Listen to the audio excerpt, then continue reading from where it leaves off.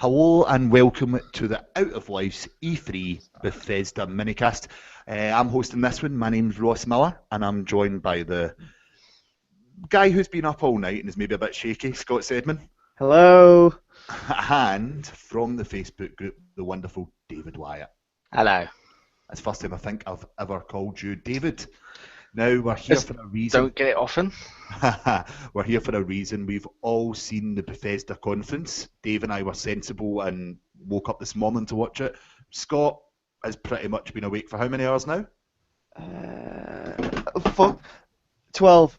No, 12 24. I was going to say 12 hours. Doesn't even know how long he's been awake for. That's how excited for Fallout he is.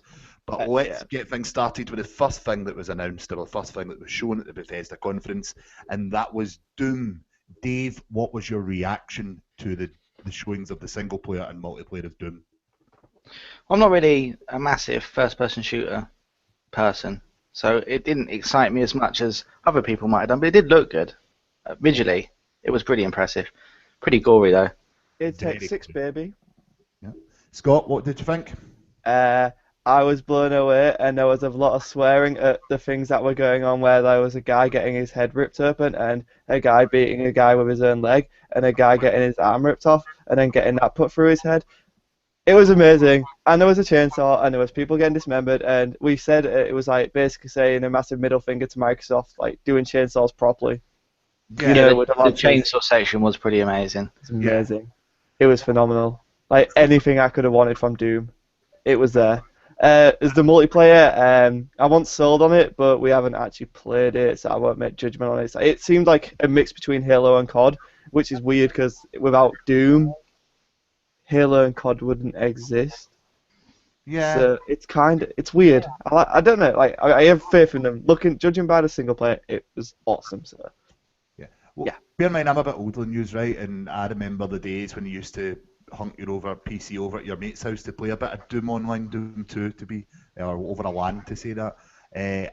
I've got a little bit of nostalgia with the Doom thing because it's so good at its time. I think you can just tell that they have went back to the roots. But the thing that excites me is the online multiplayer, especially the creation suite that they've got going on there. The fact that it is a bit like Scott, remind me the name of the mode in Halo. The Forge, isn't it? The Forge. Thanks, Dave. Sorry. Scott's gone to sleep. Yeah. So that you can create your own parameters, create your own maps, to do whatever you want. I just think that's going to get a lot of longevity out of the game, as long as the core mechanic of a fast, good shooter is there. So the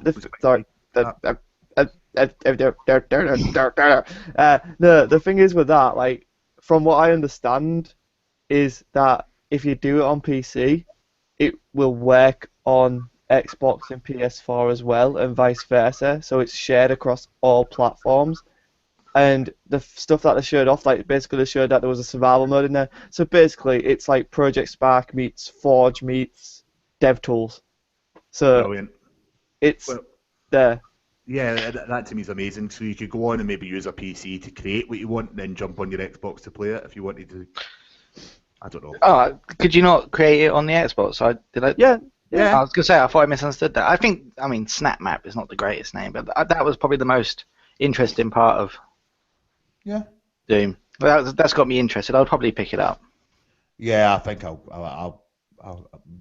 not played Doom. I never said the dreaded P word there. Pre-order.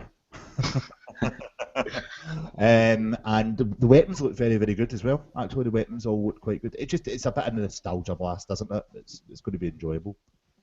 So, Scott, what was next? Well, just before we close off Doom, can we talk about that ending to the single player with the giant demon firing up a laser, and then he just pulls out the big fucking gun, and I was just like, oh! Yeah, that's the best way they could have ended that. They did show it. It was all very well done. Yes. Exciting. Very exciting stuff. So yeah, up next was a reveal that everybody saw coming, especially since they leaked it in their testing thing or something. Dishonored 2 was announced. Now, a lot of people are excited. It's on the IGN UK podcast Facebook group. I don't mind it. I mean, Dishonored was a great enough game. I'm glad a new IP was doing well. It sold well. Obviously, they're making a sequel, and I like the idea of playing as Emily and Corvo. Like again, from what I understand, there's not much information. Like you could switch between them in obviously a hub world or something maybe. Yeah. But the thing is, like, there was no gameplay. Literally, we had a CG trailer, which is a target render of what they want. So it's like I can't get excited for something I haven't seen. Like I've been down that road so many times. I did enjoy the first one so much, though, so I am pretty excited for this. Yeah, but is that just based on the fact that it's the second one coming, or is Yeah. it based on what you saw? Oh, it wasn't based on what I saw, admittedly. Yeah. But I mean, when you saw him running over the rooftops, I don't know if that was implying it was going to be a bit more open than the first one. I don't know if I'd want an open world one, if I'm honest. I Maybe like larger I like the levels. narrowed down version of it where it was select segments of parts. Yeah, have larger levels, maybe not open world. I think it'd be a bit too much, sort of. Well, I wouldn't say Assassin's Creed, but you know what I mean. I did like the powers thing that like it seemed to be alluding to. That was cool. Like with the stretchy arm thing, like Mr. Fantastic, and then that weird darkness-esque power at the end. I was like, this could be really cool. I mean, obviously it's got the morality system in, so like if you kill so many people, you'll end up with a bad ending. That's the only thing about it that annoyed me in the first game was, you know, it made it so much fun to be this bad, mad killer, but then penalised you for it. Yeah. That was the only thing that I didn't like. Well, I said this very recently. Actually, they gave me Dishonored for free, and I still didn't like it. Maybe it's something I should have spent more time with, but I just couldn't get into it. So I'm letting you guys talk here because I just wasn't excited by that at all, to be honest. Would you not then be interested in picking up the remaster? Oh, no crap, I forgot to announce that. That was terrible. They shouldn't have done that. It's a game that was free with Games with Gold. Yeah, I have to agree. Depending on what the pricing is, I probably wouldn't pick it up. Having said that, I have not played any of the DLC, so if it was a reasonable price, I might. Because I think the DLC was more of a sort of standalone story as well. You see it from the villain's point of view. As far as I understand it, I don't know too much, but yeah, it'd have to depend on the price if I pick that up. 20 quid maybe, no more than that. The way I would have done it is I would have been like, look, we're bringing Dishonored back to Xbox One. Why? Because of this, and then just show you gameplay. But I don't get it. Like you have like obviously we're gonna get to it. Fallout 4. You bookend your press conference with Doom and Fallout 4, and then you have a CG trailer. Granted, people were excited and people are still excited. Obviously, I'm not hyped for it, but I'm glad it got a sequel and blah blah blah. It's happening more. More of that world is cool because that world is amazing. The aesthetics of that world is unique and it's brilliant. Like just from a stylistic standpoint, it's amazing. Yeah. It's actually a world that I think a film would suit it well. Like if they could make a really good film in that world. But like the fact that it was just a tacked on announcement as well. It wasn't even. It didn't get its own announcement. It was just Dishonored 2's here, but you can also play Dishonored on your consoles because we got the definitive edition. Bye. Maybe they didn't have much to show. I mean, I'd rather them not show, you know, janky-looking gameplay or anything like that. Why not just wait? Well, that's true, yeah. Wait. It's Bethesda's first conference. I think they struggled to fill the time that they had already. So you know, it could have essentially just been Doom and Fallout. And maybe they could have shown more. But I think they wanted to do it proper and have multiple things. So I don't think it's a bad thing that what they've done. And I'm happy for the fans of Dishonored because they've been crying out for this. Even though it's not for me, they've been crying out for this for a while. Oh yeah, no. Dishonored 1 was what, 2012? Was that when it was? Yeah. It sounds about right. Yeah, so 3 years. It is about time, I think. Yeah, exactly. So obviously it's been in development. We know Arcane's been working on something. Why not just have a teaser of a minute of just a city with Corvo running around, goes into a building, then you reveal Emily as a playable character, and then you show her powers for a bit, and then you end, and then you go into a cinematic or something. You know what I mean? Just don't lead with a cinematic that it's not representative because obviously it's not going to look like that. And it's only alluding to powers. I mean, how many times have we seen things changed from a cinematic trailer? It's like that. I think this is just me from a cynical point where CG trailers just aren't cutting it for me anymore. And considering Bethesda just nailed it out the park with Doom, bringing Doom back. Like, you know what I mean? It's just a bit of an underwhelming announcement, in my opinion. Like, it's not bad. I'm like Ross said, I'm happy for the fans, but it could I have think led with more. if it hadn't have been leaked and I knew about it going into the True, show, that I also probably probably would have been a affected bit it. more excited as well. So I'll probably get that day one if I'm honest. But yeah, You go from for what that? I saw, I'm getting it based on what I've played of the first one, not what I saw. Yeah, fair enough. Fair enough. Right, so we then moved on, and I believe it was the Elder Scrolls. Online, Yeah, Tamriel it's Unlimited or something. Tamriel Unlimited, exactly correct. So they're showing some of the stuff that's coming up on that. I haven't had a chance to check it out, though I do love those type of games. It's just because I've got The Witcher and Batman coming up. I just Oh, couldn't crap. dedicate myself to that. Forgot about that. So, like, guys, have any of you tried ESO, or are you excited? Do you think you'll pick it up? I don't know. I'm a big Elder Scrolls fan, but Yeah. it's not. It doesn't. I'm not an MMO kind of. You know, the only MMOs I've played have all been really underwhelming. Right. And you know, I want a new Elder Scrolls. I don't want.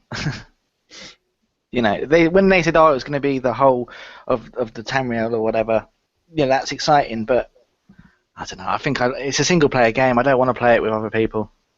See what you're saying oh, there, right? I think there's a bit of a bridge of a gap. I don't know if I want to play the MMO of an Elder Scrolls, but yes, I want to play an Elder Scrolls game with a couple of other people. Yeah, co-op. Yes. Yeah, I agree with that one. Yeah. Sort of in the way that Fable done it, where you can take your character over, and I think Fable, it was almost like you were hired.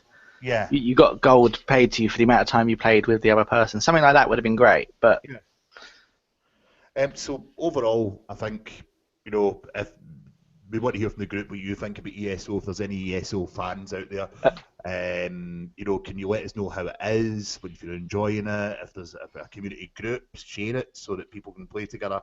But it just didn't excite me too much. So, although immediately after that, they had a nice wee skit with a man sitting with a tablet, and they announced a card game. What was it called? Heroes? Legends, Elder Scrolls Legends.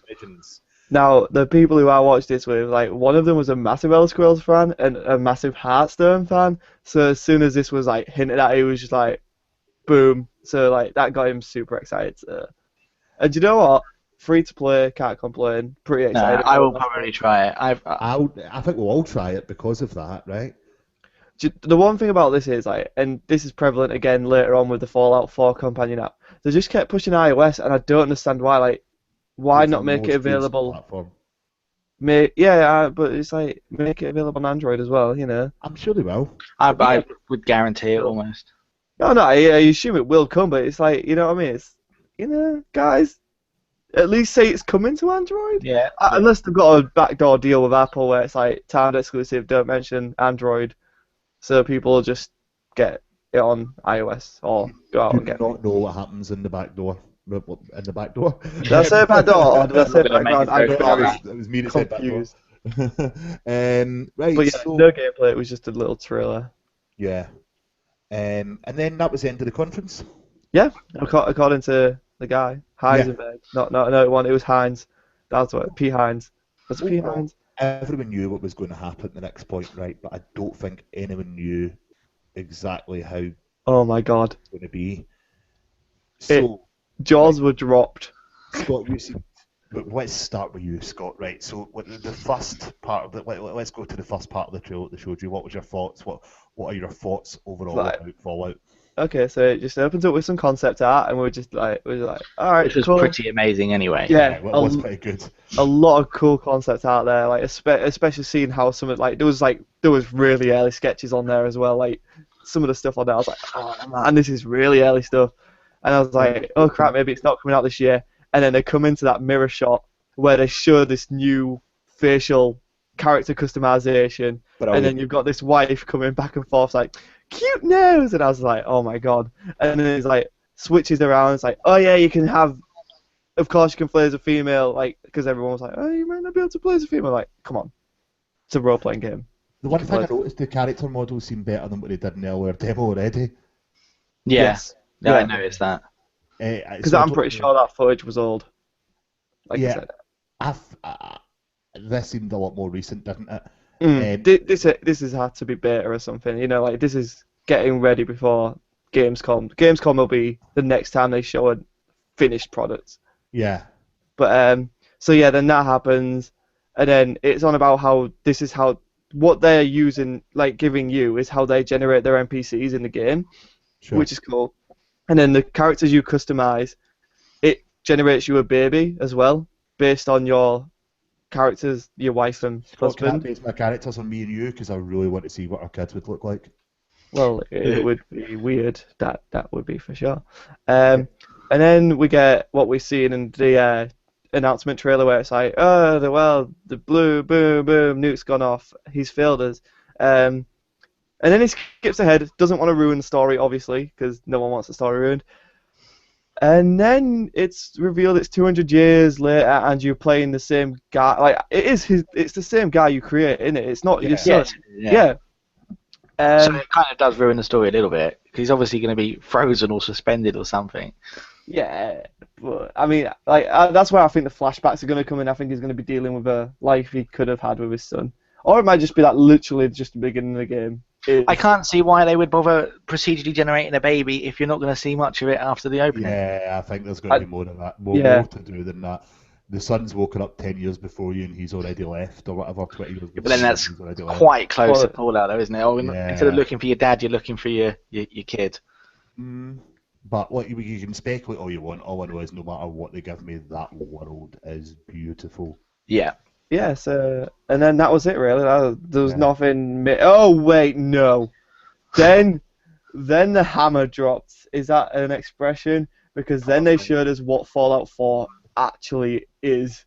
And this is just the best game ever, question mark? No, I think you've... Yeah, it is. I don't think... I won't be able to play a game between now and release, because nothing will be Fallout 4. It looks. Can I rephrase that and say it looks like the best game ever? I never trust anyone anymore. Yeah, but why can't you trust gameplay? It's right in front of you. Yeah. It's not a vertical slice. Yeah, I know, but it had everything that I wanted from a Fallout game. They basically touched upon, even just things like the dog and. My God! I want to build my house and build my settlement and then defend. The house building. Well, that house building was that's amazing. The fact that you can build multiple settlements and trade between them, and I don't think I need a storyline.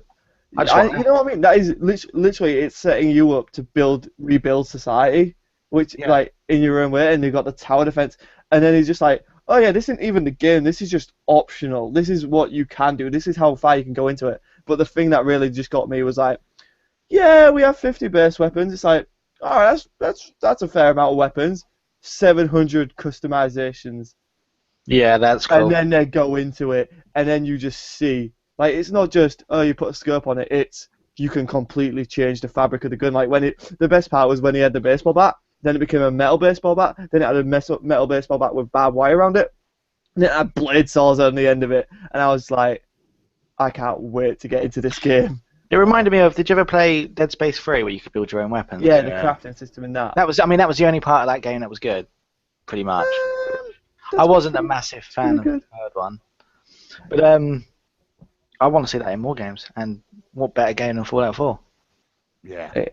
And then they're like, all right, so yeah, we give you weapon crafting, but what about armor crafting? And then they're like, boom, and then they had that quick shot of you getting into the power armor, which apparently has its own hood, which is so cool. Like, it's actually power armor now. You know what I mean? Like, you actually feel like you're in an Iron Man suit. And then he has a jetpack. You have the jetpack now. Yeah, I was just like, what? And then obviously they showed us a quick montage of weapons, and he gets into a vertibird, are they called? I'm pretty sure that's what they're called. Yeah. Yeah, and basically has a chopper gunner like scene, which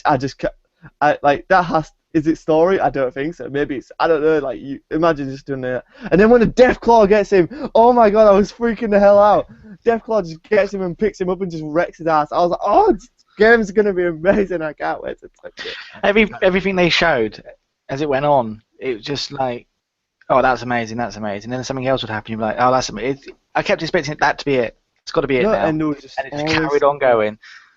Amazing. And then just to finish it all off, it's like apart from announcing that there's going to be a real like Pip-Boy in the Pip-Boy edition of the game, which still isn't up for pre-order yet because I really want to pre-order.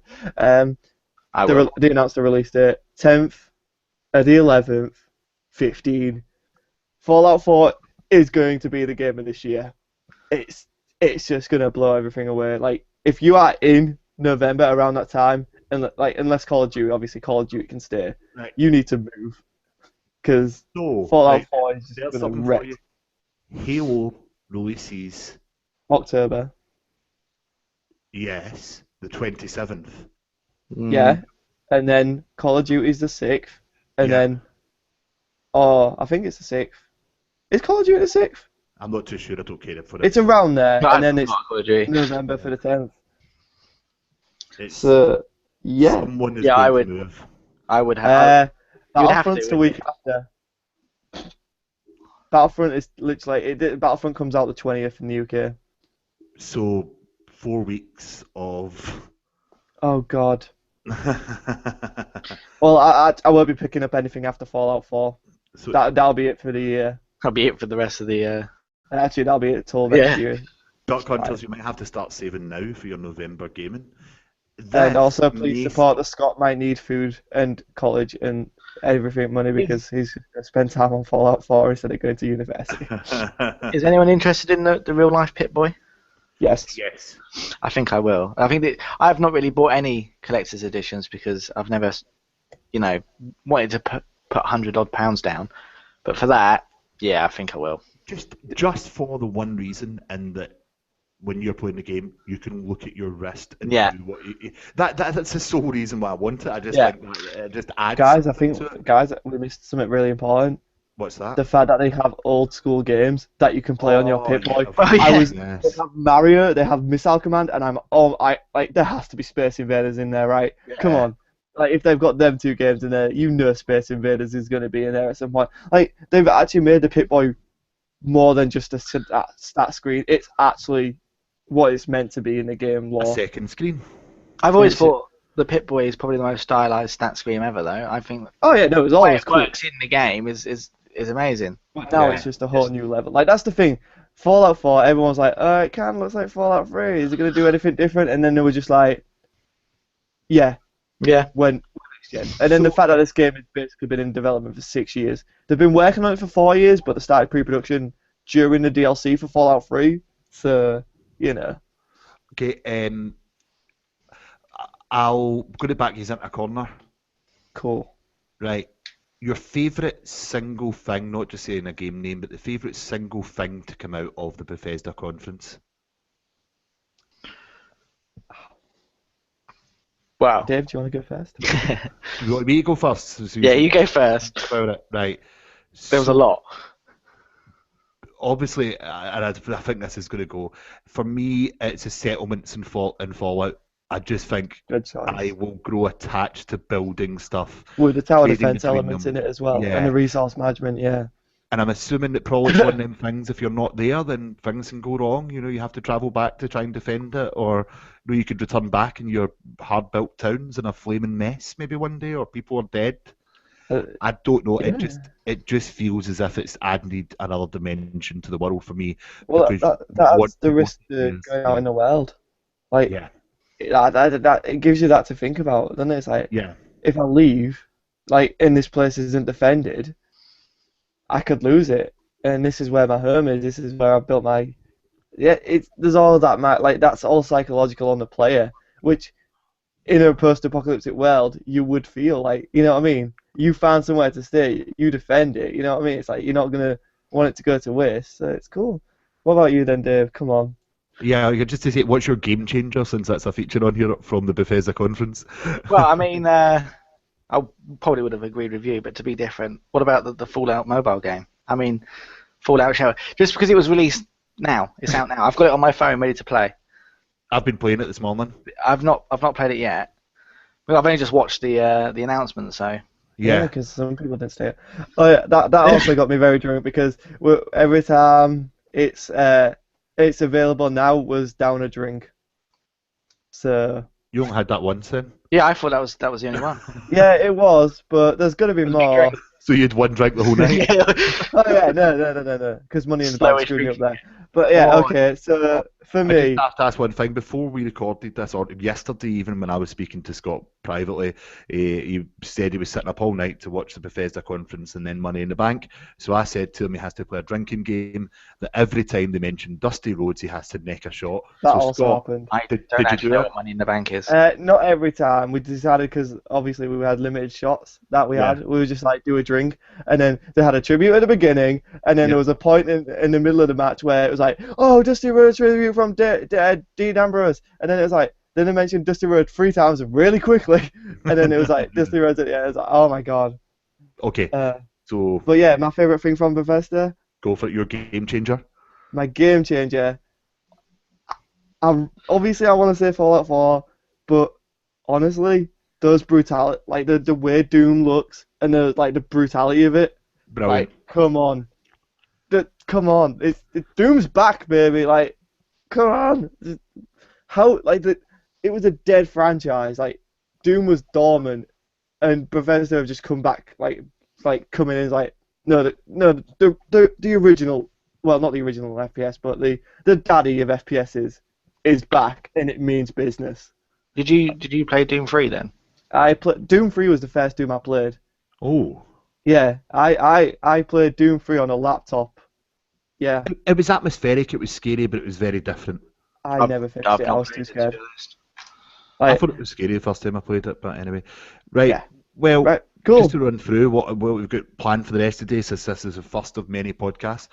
So later on today, after the Microsoft conference, we were recording by 7, so by 8 o'clock, they'll have the Out of Life's Microsoft conference feedback.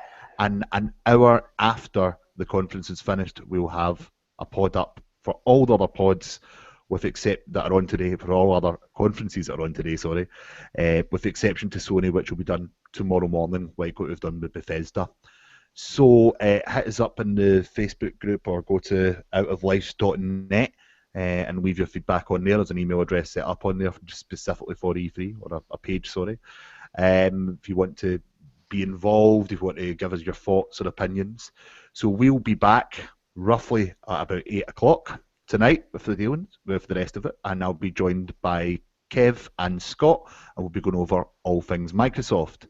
So I've hosted this episode. My name's Ross, and I've been joined by Dave. Hello. Well, goodbye. Yeah, I was going to say goodbye might be a better option. Dave's joining us again for Ubisoft a bit later on tonight. And Wait, is it Ubi or Ubi? I say Ubi. I know a lot of people say say Ubi. Ubi. I say Ubisoft. Ubi. Like, that's how cute to get out. Peace. Right, Drop them okay. So and Scott's joined us as well. So thanks very much for joining in this special minicast. See you later. Bye.